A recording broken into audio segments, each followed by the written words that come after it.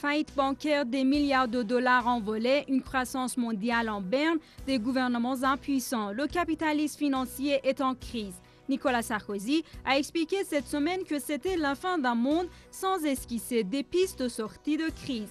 Les médias alignent en boucle les chiffres de la crise, les chutes des valeurs boursières, les pertes colossales de certaines banques, sans nécessairement expliquer réellement ce qui est en train de se passer en des termes simples. Mais quelles sont les causes de la crise financière mondiale? La crise débute à l'été 2007 à cause des subprimes, des prêts hypothécaires consentis à la classe moyenne américaine. Pour tenter de limiter les risques de ces crédits d'un nouveau genre, les banquiers ont eu recours à la titrisation. Ils ont transformé ces empruntes en titres sur les marchés boursiers.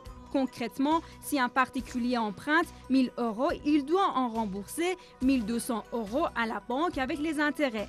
Pour gagner plus rapidement de l'argent, les banques ont émis des titres de dette, c'est-à-dire un papier donnant droit à ces 1 200 €. Ces titres de dette se sont échangés sur les places boursières. Ce sont ces montages financiers complexes qui expliquent la chute de la bourse car toutes les banques étrangères, notamment européennes, se sont aperçues qu'elles possédaient des titres de subprime qui ne valaient plus rien. Tout le monde en avait mais personne ne savait vraiment combien. La panique gagne alors les marchés car plus personne ne se sent à l'abri. À partir de là, les banques vont se méfier les unes des autres et ne plus vouloir se prêter de l'argent entre elles. Cette crise de confiance des marchés interbancaires va entraîner la faillite de certaines banques malgré l'injection de milliards de dollars de la Réserve fédérale américaine. Faute de liquidité, certaines banques sont asphyxiées dès 2007.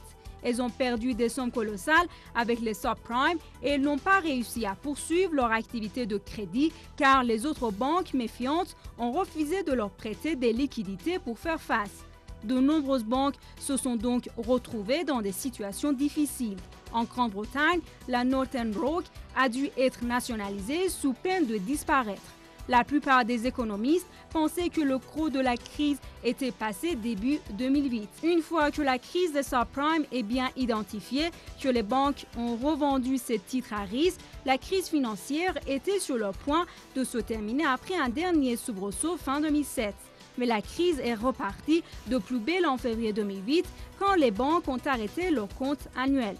À chaque mauvaise nouvelle ou publication des comptes d'une banque, le titre de la banque chute sur les marchés financiers.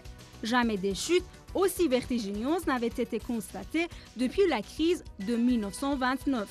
Cette crise frappe par sa rapidité et son enchaînement. La crise immobilière américaine s'est transformée en crise financière et bancaire, elle-même entraînant une crise économique mondiale avec des risques de récession aux États-Unis, en Europe et partout ailleurs.